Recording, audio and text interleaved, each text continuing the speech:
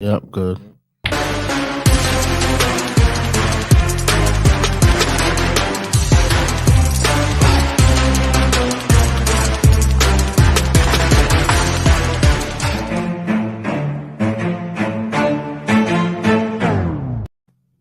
And welcome back, everybody, to another episode of the Chop Sports Daily. We got ourselves a Friday edition. Got myself, got my boy Rasslin Rob sitting in for Dave, and we are live from the Flipping Made Easy Studios here in beautiful Matawan, New Jersey, from the Custom Cabinet Creation Sports Desk. We also have Ashmere Fit in the building, sitting in. I don't even know who she's sitting in for, but she's here. Hi. Say hi. You won't hear her much throughout the episode because she speaks like a church mouse, especially on that mic. But we got a loaded show for you guys today. It is, in fact, Jackie Robinson Day. It is big day. 75th anniversary of Jackie Robinson Day, or Jackie Robinson entering Major League Baseball. So 25-year anniversary of when they retired Jackie Robinson's number. So we got a big thing in baseball today. Everyone's doing something across the league. I think it was 25 or 25 years after the fact that they retired the number. It was when Ken Griffey Jr. decided that he asked Major League Baseball to wear it. He was one of the first ones, to put it on. And so as of now, it was Ken Griffey Jr. did that, and then the rest of the league followed suit. But we got a lot of cool stuff happening across baseball, and not only Major League Baseball, just across the country with baseball on Jackie Robinson Day. So that's cool. We'll talk a little bit more about that later on when we get into some baseball. But first, head on over to patreon.com/Chop Sports and give us some support. There's 3 tiers, $3, $5, and $10. So we can't make it happen. Help us keep the lights on here. Can't make it happen without our supporters. So head on over to Patreon and give us some support. And if you're watching this video on YouTube right now, you already know the deal. If you're not subscribed, go subscribe. We go live at 11 a.m. every day. Now, we could get into some sports. I got that bullshit out of the way. Real quick, before you get started, Bailey's coming in with a comment starting it spicy already. He said, now that Dave's at Disney, it's only right to crush the Bailey Gooch beef. Oh, of course. Bailey, me and you actually never had real beef. I just do this to embellish on the show. So me and you are all good, bro. If I ever make my way out to Seattle, I will challenge you to a home run derby, and inside the Parkers do count. But me and you have actual no real beef. This is just an online fun thing. So maybe we'll have some beef when Dallas when Green Bay beats Dallas in the postseason next season. But thinking about you, as Dave, of now, we're that? all good. Dave, I did want to thank you for leaving the dishes in the sink and just giving a double fuck you to the sign that I made yesterday before you left. It was all good. Enjoy your trip out in Walt Disney World. Is Dave in the comments yet? Or is he in midair? I believe Dave might actually be in midair. I will mention one more thing. He commented already. He did comment. Go over to Dat Chat, and it's you go on Google Play and the iTunes where you download apps. Go over to Dat Chat. It's a new social media platform. It's a fun thing. If you're worried about encrypted messages or whatever you want to call it, I'm not sure how these things work, but you could pretty much blow up your conversation at a moment's notice and nobody could hold things over your head. So it's an interesting new platform. They're delving into the metaverse, and the Chop Sports group in Dat Chat is now over 400 members. So go on over to Dat Chat, download the app, and join the party, join the fun. So we do have some interesting stuff in store for you guys today. There was some football news. There was a couple signings that we'll talk about.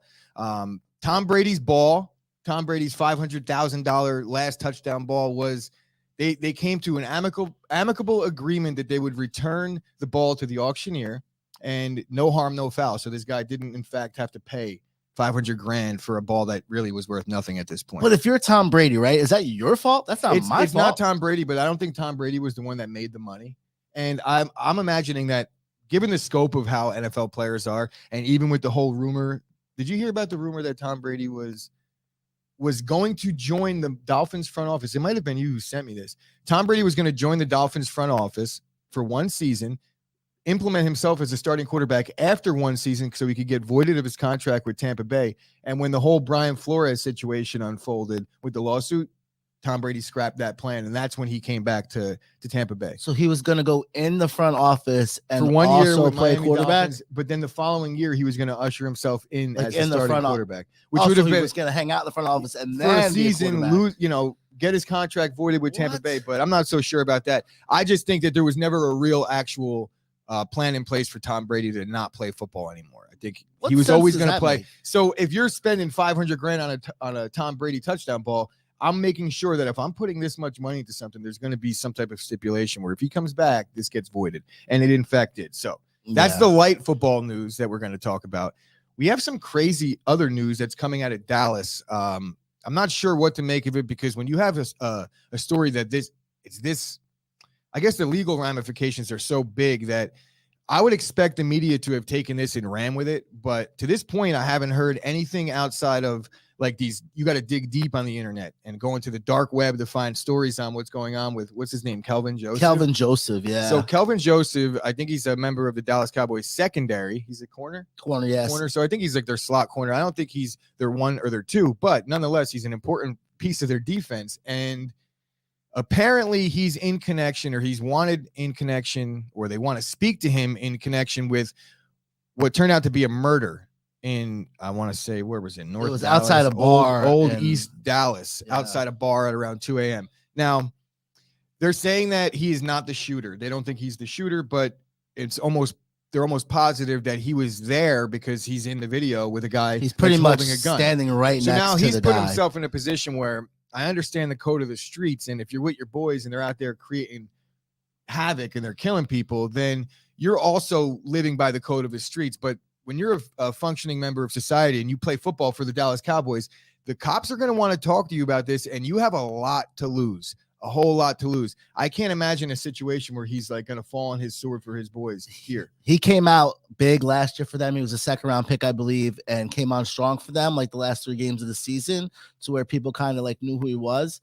But if you go digging back into this kid's background, he's failed multiple drug tests. He's had trouble life growing up. I believe we have Dave in the comments from Chop Sports Media saying that he admitted to being there. And I knew Dave was probably like burned that he wasn't going to be able to talk about this. Yeah. I don't know if he actually wanted me to not talk about it, given the fact that he's a Cowboys fan, but we got to keep it consistent here. And look, it's all speculative at this point. He did admit to being there, so I guess that's a good start. But now he's to save himself from any further legal issues. He's going to have to tell exactly what happened. And I understand the snitches get stitches code here, but we're talking about a member of the Dallas Cowboys. Listen, when it's stay out of jail, dude. When it's on camera and you know it's on camera, well, and you're a millionaire. It's not like we're not friends and we're not hanging out in the streets. I play in the NFL, dude. It's on camera. I guess it's like, what do you expect? I'll help you out. I guess I'll send you money, take care of your family, but I'm not the one that did this, and I'm not lying on sir for nobody, bro. This is a league, and we're grown men now. You have to follow your own consequences. We got Tommy in the comments saying a murder happened and a Raider wasn't involved. What planet are we on here? Well, it was a Dallas Cowboy. I'm not sure that the Dallas Cowboys have a history of murder.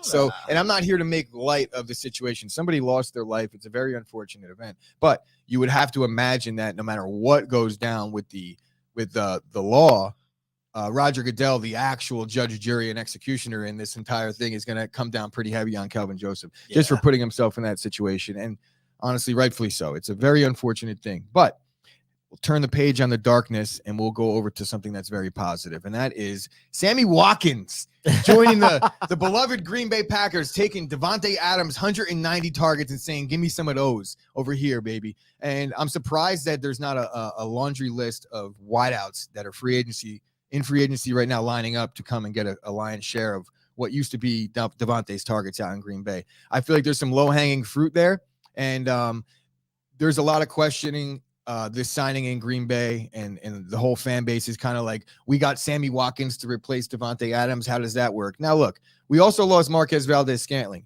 and to me, I don't think there is any replacing Davante Adams in Green Bay. I think more so you're just going to have to piece things together, maybe change their approach and run the ball a little bit more and leave it up to Rodgers late in the fourth quarter. But I do believe that Sammy Watkins is an upgrade over Marquez Valdez-Scantling. Neither guy could seem to stay healthy, but one guy has a proven track record in the NFL, at least when he stays healthy, and they're both just burners. So I'm not really overly concerned. We got a guy that could kind of take the top off the defense for the 6 games that he does play. This is a win for not only for Aaron Rodgers, but for Sammy Watkins as well. Of course. First 2 years in the league, he only had 1 year with 1,000 yards. It was the second year in the league. But he was in Buffalo with nobody. The first year in the league, it was still 982. So think of what Aaron Rodgers is going to do for him. You know what I mean? It's not been a talent issue with Watkins. It's been a health issue. Yeah. So if he could stay healthy, then I think like I said, some low-hanging fruit, a lot of targets to be had out there in Green Bay, and some middle-of-the-pack receivers that are going to be fighting for it. I'm interested to see what this means for the draft. I would imagine – I don't think there was ever a scenario where the Packers were going to take 2 number ones in the first round or 2 wideouts in the first round, because for the reasons I said yesterday, you don't want to have 2 guys at the same position up for a contract at the exact same time. And first-round money going to 2 wideouts is just not typically anything the Packers have done in their history. If you really think about it, the last wideout they took first was Javon Walker. Was that like 2002, right? It was just such a long time ago. Yeah. And they've had a glutton of receivers. It's not like I don't know if that's even a word. A glut. They have had a lot of plethora of wideouts that were drafted in the 2nd and 3rd round. So there's a lot of talent in this draft. I would definitely take a receiver in the 2nd round and just skip altogether in the 1st if that's the way they want to go with it. But I feel like the window is closing and we don't have time to develop. So hopefully the Packers do take 1 wideout early and then maybe do something on defense. But we'll get more into the draft in a little bit. Just in case we have a Dallas officer watching, Kyle Kerm says he was there and will testify on Kelvin Joseph's behalf. Stand-up gentleman. That's how it really goes down. That's thug life for Kyle. He understands what it means to be about the streets, I guess. Street life. And I guess we can move past the Sammy Watkins thing. We all agree that that's a good signing. I don't think it's the best signing, but it's going to help while he's active. Speaking of signings, didn't the Colts make a signing this year? A pretty big one, yeah, to be honest. Yeah. Stephon Gilmore, 2 years, was $23 million? 2 years, $23 million to help shore up what I think was the only thing they were really missing was a guy in their secondary to help lock some of these number 1 wideouts down. But the Colts, man, they're Matt Ryan, dare I say, or Derek Kyle told me in the chat earlier that does Matt Ryan have another playoff run under his belt? If there's one guy that can do it, he's kind of like Alex Smith 2.0, just dump and dive, dump and dive, dump and dive. And didn't they make the playoffs with a very similar roster 2 years ago with Phillip Rivers? Yeah, very exact. So probably the exact roster. Right now, Matt Ryan is slightly better than Phillip Rivers was 2 years ago. And this Colts team that was young at the time, they're a little bit older. They have a little more experience, and they got a bad taste in their mouth from last year. Gilmore is the perfect signing for them because he could fly under the radar. The dollar amount, I think, is a little less than I think he anticipated getting, which is what took him so long to sign. But nonetheless, the Colts are just a strong team through and through. I can't really find many weaknesses outside of potentially their quarterback spot and wideout. But when you have Jonathan Taylor, I think it's all systems go with the running game, and they'll be fine there. Well, Scoop is right. If it is one division to do it in, it would be probably this one. This probably is like one of the most – I wouldn't say easiest. You got Tennessee took the 1 seed last year, but still nobody believes in the Titans. I don't without their running back. I don't really look. Their defense was what was the question going into last season. Then the Titans defense turned it up. They got some physical guys up front. But look, we're not going to break down what we think is going to happen in the AFC South. The Gilmore signing is very good. As long as he's on the field as well, he's going to be a good piece to that puzzle. And I think he's versatile, where he might be able to line up at safety as he gets a little older in his career. I just wonder why he chose to go there. I mean, you figure that's what it was, right? He waited. He had his own choice. He chose to go to the Colts. I would just wonder why not go to a team like the Rams or the Raiders right now. You go to the Colts, who are up and coming. Well, for 2 reasons. One, the Colts are up and coming. They don't have really a quarterback to speak of other than Matt Ryan, but it is a vet and they are win now mode. So you go to a team at this point in his career, he's going in there to compete. You go into the AFC West, you go to the Raiders, you're going to deal with those other teams in the division. You have all those quarterbacks to play with. I understand the competition is interesting, but he probably got the most money to go to the Colts as well. The Colts do have some money. So right? It's probably the most money, $14 million guaranteed, as well as the fact that Colts are really going to compete in that division. You could almost, I wouldn't say guarantee them a playoff berth, but as the AFC goes, I feel like the Colts and the Titans will be neck and neck in the top of the AFC South. Yeah. So almost guaranteed a playoff spot there. We do have the guys that were released as we move off of the NFL signings. We move towards the NFL draft, which we will be doing our live mock draft on Monday, I think the 25th. Monday night, I think the 25th. So we're looking for representation for all 32 teams. There's several teams that have multiple picks in the first round, and there's a few teams that don't even have a pick in the first round at all. So it's 32, I say loosely. We just need a representative for every single team that picks in the first round, and we're going to do a live stream, and we would like everybody in Chop Sports to participate or at least watch because it's going to be some fun. But that said, Monday is our draft. Thursday, the following Thursday, is the real draft.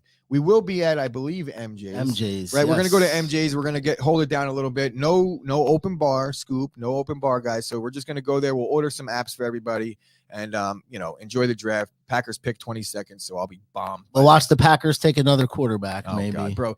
This guy comes with. See, I would laugh at your joke, but it's been said. What do you mean? It happened. It's been said to me every single fucking time I bring up the draft. For the last 2 seasons, I've heard about Jordan Love, and honestly, Jordan Love is like a top 5 backup quarterback in the NFL. Come on, so, dude. I wish pick. I wish it was videotaped of you watching that happen. I actually have it on videotape somewhere. Do you? Yeah. How about this? The very Please first time. that. Look, this is interesting. This is a little digging in the crate story here. The very first time I bought any of this equipment for the whole Chop Sports thing, this was 2 years ago. NFL draft time. It was right after we got our Donnie dollar. So shout out to Stimmy OG, because today is Stimmy Day. 2 years ago on this day, we received our stimulus, and we all got those Donnie dollars to go out there. What I did was I started Chop Sports. I bought some cameras, and I set it up in the corner of what was my living room at the time with Jorge and my boy Los, and we just filmed the draft, like our reactions to the draft. So my Jordan Love reaction is somewhere on video in one of these memory cards in this studio. So I will find that. It wasn't as bad as you think. I just sat there.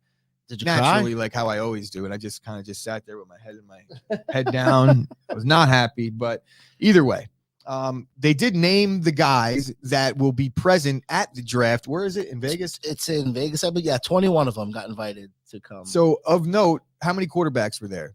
2 quarterbacks got invited. So there's 2 quarterbacks, and Matt Corral is one of these quarterbacks. Miss, so Matt Corral being on the list, and I believe that Mel Kiper, the draft wizard that he is, just came out with his latest mock, and I gotta say, I don't think Matt Corral was in the top 25 or even in the first round. So I hope for Matt Corral's sake that they're not setting him up to be that guy this year, where he's the only guy left in the green room, and we have everybody else celebrated and hugged Roger Goodell for the very last time, because as soon as draft day is over, these guys are going to hate Goodell. Kiper has like 3 guys going ahead of Matt Corral, so I just don't.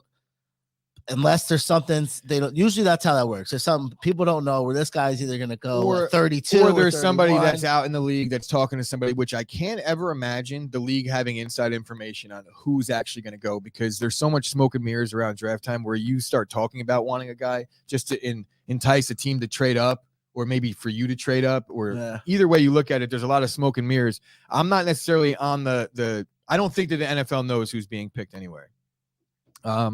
But yeah, hopefully for Matt Corral's sake, they don't put him in that situation where it worked out for Rodgers, but it hasn't worked out for everybody else, where you get left in the green room. Sitting in there by yourself, For the right competitor, I do think that it has some legs, though. Like if you're sitting in there and you have that in you, where it's like, okay, this is embarrassing. I can't wait to go to work. And that's how hopefully these guys take it. But I don't know, man, some mentally weak people out there. Hopefully Matt Corral did good on the Wonderlick.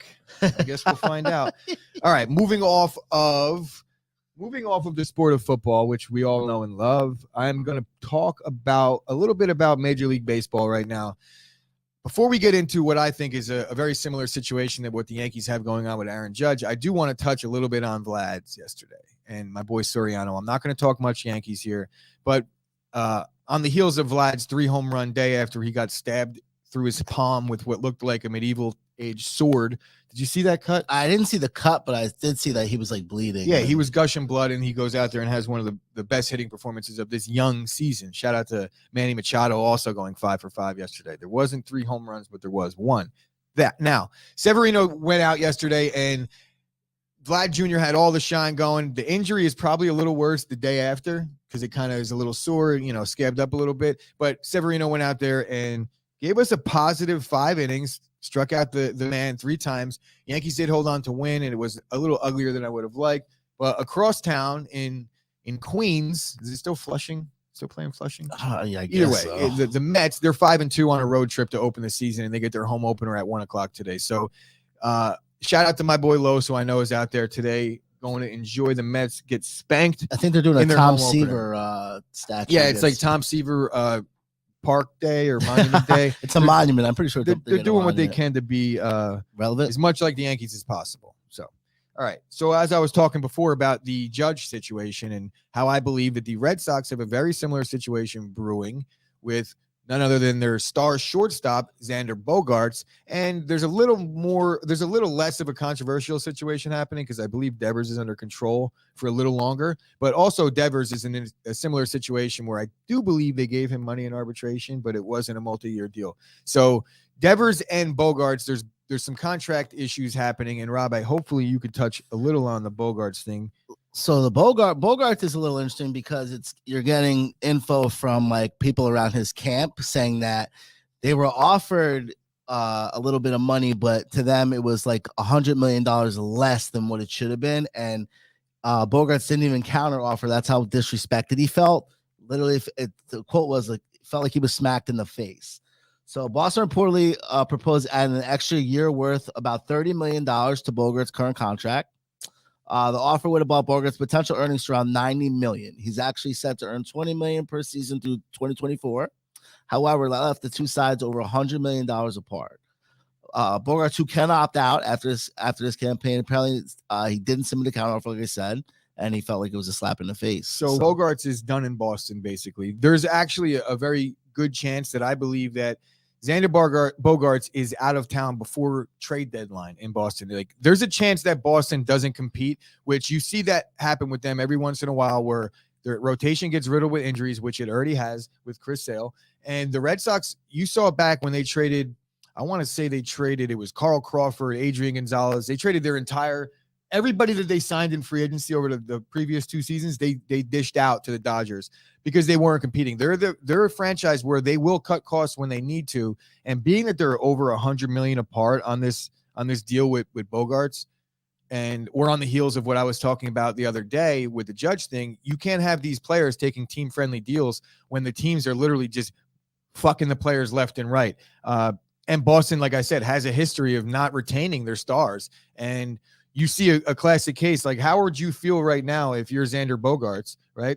You did what you did for the organization. You were all-star caliber shortstop. You got titles, you name it. And then they bring in Trevor Story to come run your spot. And they only give him $140 million. So you got a guy like Bogaerts who's looking for $300 million or whatever he's looking for. And you got Devers also looking for $300 million, and they offered him only $200 million. So you got two guys that were on this team, big parts of this team. And then you're bringing Trevor Story for half the price. And basically he's either going to play shortstop or third base. So the writing is on the wall. If I'm Devers and I'm Bogaerts, I'm looking at each other and I'm being like, bro, we should just both dip. They will be gone by the trade deadline. They got to get something for him. If they don't, they're crazy, because definitely Bogaerts is going to leave next year. You might be able to hold on Devers for another year, but get it while it's hot, you know? I have a very, like I said, I think it's going to happen hopefully this season, because that would mean that the Red Sox are completely out of things. And that's what we're all hoping for. Not Rob, because he's a pussy, but it just pussy Red Sox fan. But that's all we got for the Major League Baseball. We're not going to touch too much around the league because we do have NBA playoffs to get to. But first, spring has officially sprung, boys, and April marks Testicular Cancer Awareness Month. Throughout the month of April, we're raising awareness for testicular cancer and Manscaped. So that's the whole initiative that we're doing. If you go over to manscaped.com and you use the promo code CHOPSPORTS, you get 20% off the Performance Package 4.0. It includes the LED 400K light trimmer, the lawnmower 4.0, that is. It includes the plow 2.0 for your face. It has the ball lather and the crop reviver bald and asshole deodorant, all the things we know and love. And obviously, check your balls for lumps, boys, because it's a serious situation. Early detection saves lives. So if you haven't over the course of the last 2 weeks and you're listening to this commercial, make sure when you wash your ass later, you reach around yourself, give yourself a reach around, and make sure you massage your balls and make sure you're all good to go. So manscaped.com, promo code CHOPSPORTS, free shipping worldwide, and help save everyone's nutsacks. There we go, boys. All right. NBA play-in games are underway on tap for tonight. So you can pull up the first one. I don't care which one you talk about first. And I believe that we'll probably have Kyle in the comments a little bit talking about some of these games. So we have the Atlanta Hawks, who just opened up a can of whoop ass in the third quarter on the LaMelo Ball Hornets, playing at the Cleveland Cavaliers. Now, I would think that there was a point in the season that Cleveland was playing so well that they wouldn't even sniff the play-in, let alone the second play-in game. But here we are. I believe that Jared Allen is trying to make it. He's trying to give it a go tonight, and I think that's huge because if you saw what the Hawks did down low to the Hornets, Clint Capella, I think everyone on the Hawks, you were saying, had like 25. Yeah, it was ridiculous. Right? Yeah. The Hornets don't play defense. I think Cleveland will put in a lot more effort, and if Jared Allen is down low, it'll make things a little bit harder for the Hawks to score 130 points like they did the other day. But we talked about this earlier, and I talked to you about possibly re-entering the gambling pool. Yeah, Me and Rob did split a pool in Scoop's box for the NCAA, and we're sitting on some winnings. So we're looking to start a little bankroll, and I think that we could start right here, right? Tonight? The Cavs and the Hawks. I think I'm going to take the over, unknowing what it is. I just think that these two teams is going to be a ton of points. If Trae Young is on, which it's playoff Trae. I know we have some playoff acronyms to talk about later, but playoff Trae, we all saw what he was able to do. And for whatever reason, I just think Trae Young has something about him on the road. They've played the Cavs 4 times this year. Trae Young's averaged 32.5 in 4 games. High was 41. And none of those games were the season on the line. So no. I'm feeling the Hawks in this one, given 2.5 on the road. I might even take a Trae Young prop over just to sprinkle it in there. Just because when we get playoff Trae, it's like playoff P, but better, right? Well, it's in my kind of opinion. like maybe not. Maybe P. I'm exaggerating. I'm sure Kyle's gonna fucking trash me for that comment. But Trae Young, we saw what he did in the Garden. On the road, I think Trae Young brings a little bit extra, and the fact that this game is in fact in Cleveland, I think that helps Atlanta because they could rally the troops together, and Trae Young will go in there and make all these Cavs fans leave the building upset like he's so good at doing in New York. Listen, no Jared Allen, hasn't been there 19 games. So even if he does play, it's still like what Jared Allen you're going to get. And like you said, Trae Young he's always disrespected because I guess he's smaller. Because he has like a he weird still has a lot to hairdo. prove, but that too. But when he goes out there, he cooks it up, bro. You know what I mean? 100%, 100%. I'm looking for anything else I have on the Trae Young, which you kind of covered it all. Yeah, so I'm gonna go ahead and pick the Atlanta Hawks, and I'll maybe even take the over in this one, all flat bets. But we got Kyle chiming in here. So Hawks defense is on the road, has been so bad. Oh, we both did it at the same time. Go ahead, you take it. Hawks defense on the road has been so bad all year. Who is Trae Young going to cover? Normally they throw him a stationary shooter to hide him like Seth Curry or Danny Green. That's a very good point. Very good point. I don't know that the Hawks are really bringing much to the table defensively either. That's why I kind of like the over in this game. Kyle, what do you think about that? You can lean one way or the other. They are like one of the highest scoring teams in the league, right? So I just, like I said, I have faith in. So we're talking about Trae Young ranked 247th out of 250 in defensive analytics, and that's across the entire league. It's crazy. I'm sure John Morant is like 248th. Crazy, right? These guys just don't play defense. That's insane, man. I don't think Trae Young is there to play defense. Yeah, that's not what he's there for. I think if they hit their shots and he hits his shots and he has a good shooting night, they should cover. I'd like to see where Steph Curry is. So I would imagine that judging by the way Kyle's talking in the comments, if I'm taking the Hawks, that would mean that we are fading the sauce here. Very risky endeavor when you're entering back into the betting pool, because for those that don't know, Kyle is a legend, and you could go over to his YouTube page. He gives out free picks. I wouldn't say every day, but when there's something important going on, Kyle's definitely out there putting some content out. And I know he doesn't like me doing this, but he does have a paid subscription service where you pay monthly and he gives you all his VIP picks. But if you're not looking for that route, you could definitely go over to the YouTube page and check him out, because guys, it's free money, it's entertainment, and he's a friend of the show. He's on all the time, and we appreciate him for all that he's done. So as we move through the Hawks in the Cavs game, we bring up the Clippers. Clippers are actually at home today. Is your mouse giving you issues, Rob? Yeah, I know. It's all good. We will get there. So it is the Pelicans at the Clippers. So Pelicans are getting 3.5. And look, the whole storyline behind the Pelicans, unfortunately, isn't even their play on the court, even though they played well the other day. Double-digit win against the Popovich-led Spurs. And what turns out to be now, in fact, not Pop's last game, because he's talking about now he's coming back next year. That's great. That's fantastic for It's basketball. not really that. Well, you don't like them, but really, I thought we were going to get Becky Hammond to come in. She's in WNBA now, though. She left. If she was probably still there, she probably would be the coach. He was talking about how put it this way: if Pop does leave after this season, right, and Becky Hammon has even moderate success in the WNBA and they don't consider her, then I will call that entire operation a fraud. 100%. Fraud is the word of the week, apparently. Pop, you will be a fraud in the Spurs organization because they definitely put the writing on the wall for the entirety of the twilight of Popovich's career that Becky Hammon would, in fact, be the first women's head coach in basketball. Now, shout out to what they've done. They opened a lot of doors for not only her, but just women in general across the NBA when it comes to reffing games and this. And I'm not by any means saying that she shouldn't be getting the job. What I'm saying is that she better get the job based off of all of the track record that the Spurs have been. They have no problem pointing a finger and ridiculing people when they don't do things the way they think it should be done. So, and I'm looking at you, Popovich. Becky Hammon is the coach in waiting, even if she has moderate success in the WNBA. But to get into this game, I say playoff P. Playoff P. Playing P? Oh, we got playing P. That's good, bro. Playing P. Playing P today. So playing P, while he did show out the other day, playing P against what I believe is a very inexperienced young New Orleans Pelicans team.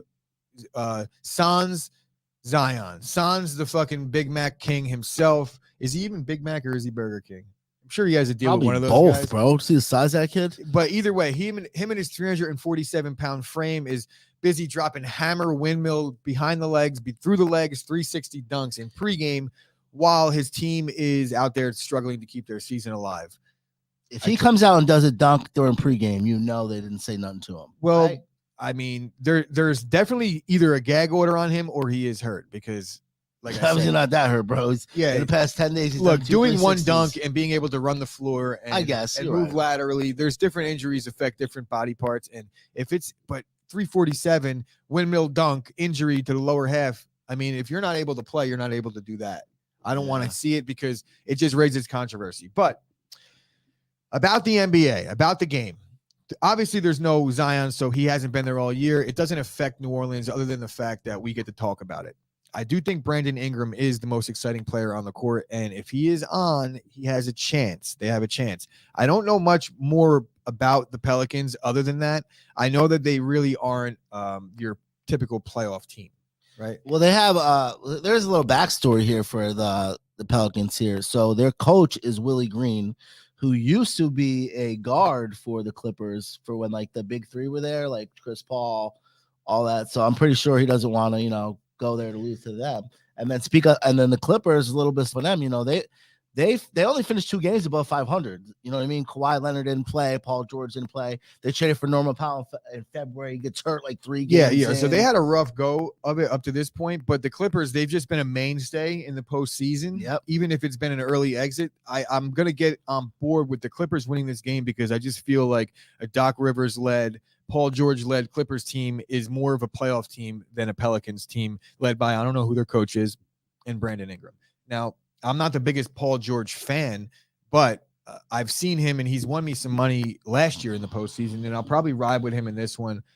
Doc Rivers, we all talked. If you've listened to any press conference Doc Rivers has had over the last month, all you've heard about is how he starts his players, and if they bring in a big man, then we bring. And there's been a lot to do about how he runs his rotation, but Doc Rivers has been doing it a long time, and Doc he's Rivers been playing small ball for a long isn't Doc time. Rivers with the 76ers now? Oh shit! What am I thinking? Doc Rivers? Because you're thinking Clippers, but yeah, Doc Jesus Rivers. Christ. So if we could scrub that part of the episode and we could rewind that, I'm talking about like Lob City Clippers. Yes, you are. I got stuck in 2015 and I didn't even smoke weed today. I know because of the last episode when we couldn't get the audio going. So thank you, Kyle, for your I guess your correction and your ha-has. You guys are laughing at me, but I'm handling it, I guess, well.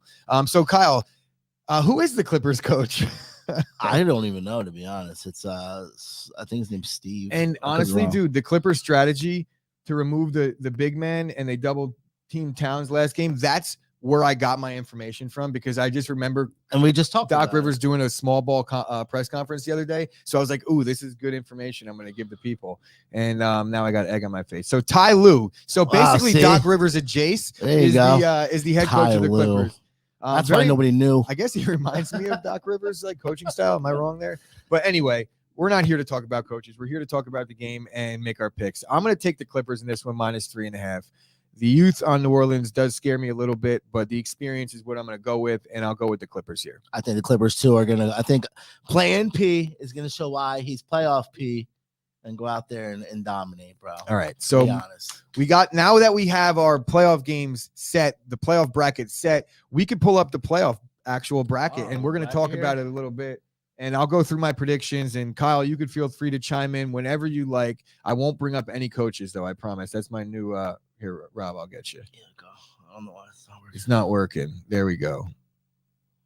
Still not working. Nope. It's up on yours. Well, it just went away. All right. So Now it's there. Now it went away. Now it's there. it's there. That's not this one. All right. I don't have it, but that doesn't matter. I guess we're dealing with technical issues from StreamYard. Why the fuck? There we go. It's got to be up now, right?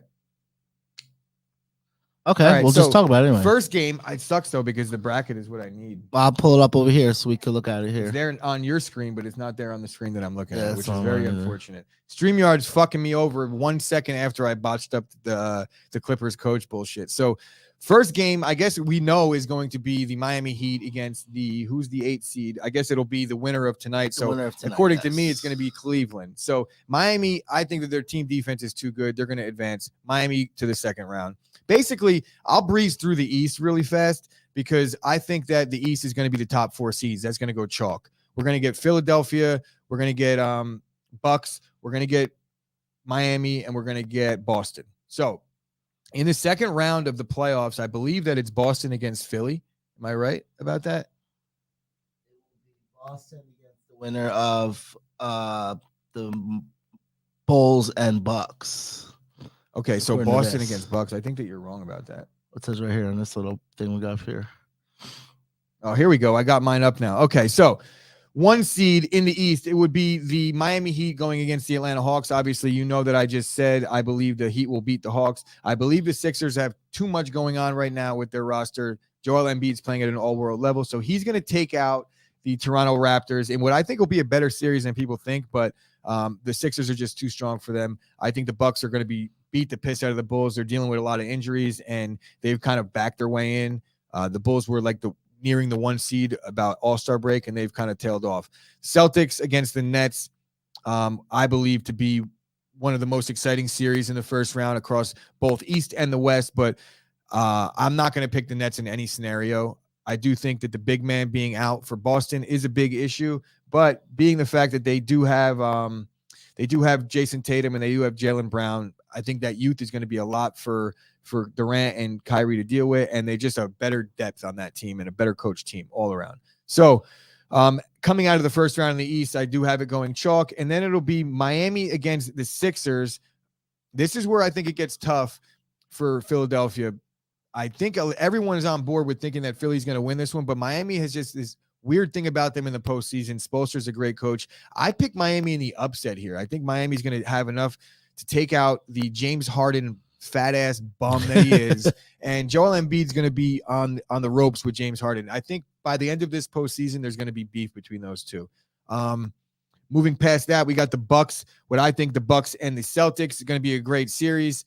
I think that Giannis is just too good for anybody in the East or let alone the league at this point. So I guess that gives you an idea of where I'm going with my NBA champion. But the Bucks, they have the experience. They have the best player in the world when it comes down to it. Giannis, you give him a step and he's at the basket in 2 steps. So Bucks in that one. And then it's a Heat Bucks NBA Eastern Conference Finals matchup. And I'm going to pick the Bucks in a fairly easy one because while I do think Jimmy Butler has a weird thing about him defensively where he kind of could get into Giannis's head, Giannis is just too big. And as long as he starts playing towards the basket, which I think he will, I don't think that the big man Adebayo is going to have any answers for him. So look for the Bucks to take it in the East. So both you and Dave both have the Bucks going to the finals. Yes. So in the West, it's going to be a lot easier. I think the Suns are going to beat the shit out of the Clippers, who I think will be in the play-in game in the 8 in a rematch of what was the Western Conference Finals last year. Yes. 6 games it went. It went 6 games, but I just, the Clippers are limping in right now, and the Suns have been coasting. You can make the case that the Suns haven't played much meaningful basketball of late, but it did allow them to get Chris Paul healthy going into the postseason. It's probably the healthiest that he's been. I'm not sure how his thumb is, but I know that he missed some time and he's been back for about a week or 2 to get right. And it's probably the healthiest that Chris Paul has been. For his sake, I hope that he could stay healthy. Okay. Right? Now we move on to the Dallas and the Utah Jazz series. I think that Luka's not right. They're saying Luka's probably going to miss game one. He's in a walking boot. Now, we all expect Luka to give it a go, but when you're dealing with a soft tissue injury on the lower half, not only your lower half, but just your calf, that's just impossible. You're not going to be able to have any movement. Luka could be out there all he wants, but if he's not able to get to the basket and make things happen, then what good is it? So I feel like the Utah and Donovan Mitchell elevates his game to another level in the postseason. I think that Utah is going to have a fairly easy road getting through Dallas. Very interesting series with the 3 and the 6. We got my boy Steph Curry going to play against the Denver Nuggets, who I think with Jokic, there's always a chance because he's really that good. And the same thing with Steph Curry. There's always a chance there. I don't know that Steph Curry is fully healthy, so I think the series is going to go some games here. And we all know that the Nuggets don't have their health, but the stars in this one, hopefully Steph is good to go. Jokic is enough where I think there's a chance they win this series, but I've been riding with Golden State since the beginning. I'm not going to change my pick now.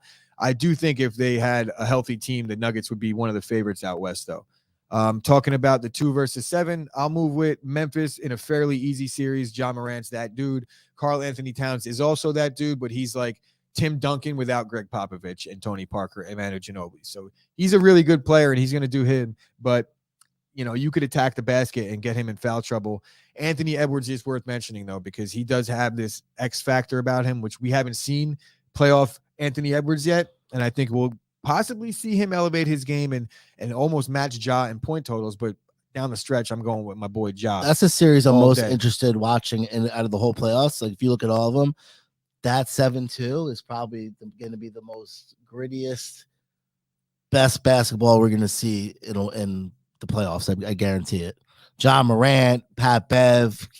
Yeah, it's gonna be. I know that I'm not really touching much on the comments with Kyle because I've been going through my little rundown. Yeah.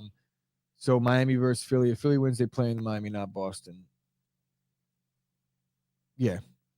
Yeah, I don't know. You did it right though. All right, so who you got? Either way, if I fuck that up too, then I'm sorry, boys. But moving on to the second round of the Western Conference Finals, or the Western Conference, I feel like we get a decent matchup with Donovan Mitchell and Devin Booker in the second round. But I think Devin Booker has more pieces going with him. DeAndre Ayton is like a stiff down low, but he does hit like 90% of his shots. He does. They just feed him lobs. You have the best creator on offense in Chris Paul. The pick and roll works. And then when you fail on the pick and roll, you got Devin Booker that could take over if he has to create his own shot. So they have the experience. They have that bad taste in their mouth from not winning it last year. They had their whole moniker with Suns in 4 that didn't quite work out. So hopefully they get another little situation where they could take the country, get viral and make a nice little run, which I think that they will. Round 2 of here we go. Golden State against Ja Moran. I think that's also interesting. Like I said, I'm not sure Steph is healthy. So I do think that Ja Moran takes it in this one too. Nice. The defense, I'm very excited to see playoff Ja. I think you're going to see like 40 points a night out of him.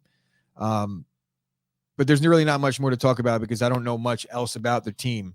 So I will just say that I do agree with Dave. I think the Suns will win the West, and I think the Bucks will win the East. Both of you guys. But I don't think that the Suns are going to beat the Bucks. You think the Bucks back to back? Yeah, and I know Kyle talking about Milwaukee being 30th in the league and defending the 3-point shot. I think that goes. There's a lot to be said for that when we're playing in the NBA regular season, but when we're playing in the NBA postseason, you could almost throw all those defensive ratings out the window because I don't think it's a lack of ability to defend the 3. I just think it's a lack of effort, which you will see in the postseason. And I think that the shots are just harder to come by. So unless you're hitting your shots, that's the only way to beat Milwaukee. And Phoenix Suns hit their shots, so it should be a good series. I'll say Bucks in 7. I don't think it's going to be an easy one, but I'm going to go with my boy Giannis.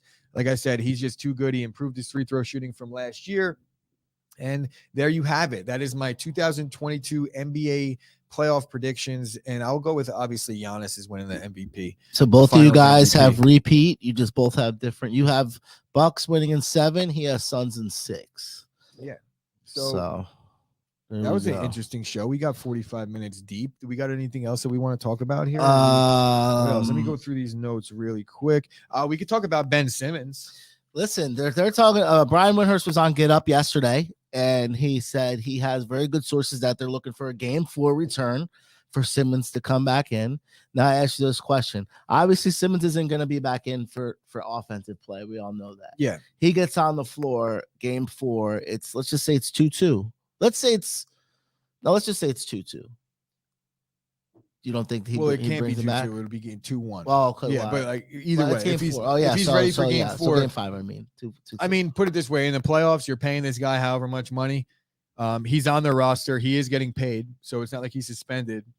If he's healthy and they're down 2-0 or up 2-0, he needs to play. If he's ready to play, I'm not sure what the health issue is. It's supposedly his back or his head or his brain. I'm not trying to make fun of the guy, but it's just since there's nothing really to go by, I guess there's been several little injuries, but we're talking about the NBA playoffs. Like, come on, bro, get it together. If you're ready to play by game 4, it's like I feel like it's only like a week away. Like Just if I'm play him, now. and I feel like I'm ready to play, I would rather show up in Boston than have to wait till the Eastern Conference Finals and we're playing Philly, and now I got to deal with all that. You know what I'm saying? But there's also the aspect of things where if you don't show up, you don't play at all because game 4 they could be done by then. No? That's what I mean. I didn't want to say it was 2-1 or 3-1 because if it's over, who knows? So Ben Simmons, we don't really know what's going to happen. But as far as what Ben Simmons brings to the team itself, look, we all know that he's not really doing much offensively, and I'm not sure how they would integrate him into the system. He needs the ball in his hands to be effective offensively, and it's not to shoot, it's to facilitate. They already have Kyrie. I do think that Kyrie can easily shift over and play the 2, and I don't think that he'll have an issue with that. He could shoot. He kind of did it with Harden. It's just the way the NBA is now. I feel like most of these guys that are offensive-minded point guards have no issue shifting over to 2. But you know, in the playoffs against a really good team, is it really what you want to do at that point is to change your whole philosophy and have another guy dominate the ball that hasn't been with you even in the first 3 games of that series? I don't think it adds up. I do think what Ben Simmons does do is he makes them an elite defensive team, though, right out of the gate, because you don't have to teach defense. It's like he has that. He also goes out and gets rebounds too. We're also forgetting that this is pretty big for not only for the Celtics but for Kyrie as well. Going back there, not having to really play all year, which haven't played a lot of home games this year, but you're going back to Boston where he once was for like 2 years, took him to the playoffs, and now you're going in there as a 7 seed to go in there and try to take all that away from him. Yeah, it is an interesting storyline. I think that the Kyrie Boston storyline takes a back seat now because of all the other controversial shit that's been going on with Kyrie, and he has a little bit of controversy, and very similar to Harden, where at a certain point, Westbrook too, there's going to be when these guys are constantly changing teams the way they are. But Kyrie, his tenure in Boston, you know, they had much more success without Kyrie than they did with him, even when he was on the team. Meaning, when Kyrie played, they lost in the playoffs, and when he didn't play, they would win. And that one year that they made that run, I don't think Kyrie was even available. I honestly don't remember. I think that made him expendable in terms of the eyes of the front office. But yes, Marcus Smart, defensive player of the year, point guard for Boston. He's one of the few guys that I've rooted for that have worn the Boston city across their chest. Marcus Smart, he just plays like a dog. One of the funnest guys to watch play. And honestly, he's not the star of the team, but he is 100% the bona fide. He's like the Rodman, leader, and he's been like that since he was in college. But he's like the Rodman or / like Pat Beverly, but doesn't play like a jerk off. You know, like he's an emotional guy, but he keeps it together. And I think that he's the guy that all the players on the court turn to when things hit the fan a little bit. He keeps things together. I love Marcus Smart. I think he's one of the best players in the NBA. Very, very, very underrated. While Kyrie was hurt, they did go without Kyrie. And if you look at Kyrie's team's records in the postseason when he plays, it's like under 500. Yeah, but he did hit that shot in the finals. So hit that shot. That was you big shot. Can't take that away from him. Big shot. So big big moment. I guess really that's all we got other than that's it. We had a hockey legend pass away, Mike Bossy, for one of the biggest goal scorers for the Islanders in like 750 games. I think he scored like 560 goals, which is ridiculous. Also led the Islanders to 4 consecutive Stanley Cups, which is even more ridiculous. Yeah, I don't think I don't think you'll see 4 consecutive in any professional sport in anything ever again. We got big boxing this weekend. Errol Spence. Oh, Errol Spence is on. Ugas. Kyle, what do you got to lean on that? I know that you're probably a big Spence guy, no? Kyle, me and Chris are starting our bankroll today. We need we need a talking heater, about it. boy. But his heaters, I was talking about what I thought was my heater, and I think that I'm going head up and might have to fade the sauce. Or what happens in those situations is I just kind of maybe sit that one out. You know, if I don't line up Ugas plus 400. Now, Kyle, is that more or less a value play with it for a guy that is typically has a bankroll to play with, or do you really think? I mean, obviously the odds are plus 400. That's for the betting people. But if you were to re-handicap this in terms of just boxing talent, where would you put this odds? Is Ugas at plus 400 really good value, or is it just you actually think he's going to win? Ugas for a home run swing by decision. I don't know. A value play at 170. He should be a value play at 170, but he's plus 400. So maybe I'll throw a little coin on that. But I am a big Errol Spence fan, so I'm not gonna go in there and just throw money on to root against my guy. But I guess that's all we got for today. Thank you guys for tuning in. And one more time, go over to the YouTube if you're watching this video on YouTube.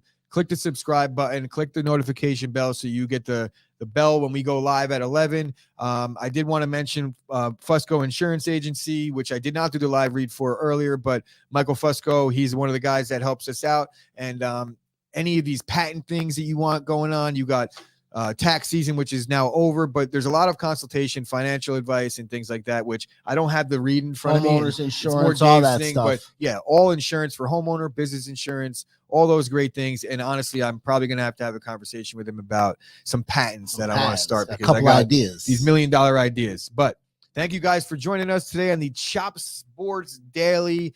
Dave, enjoy your trip, and we will see you guys next Monday for some some more heaters.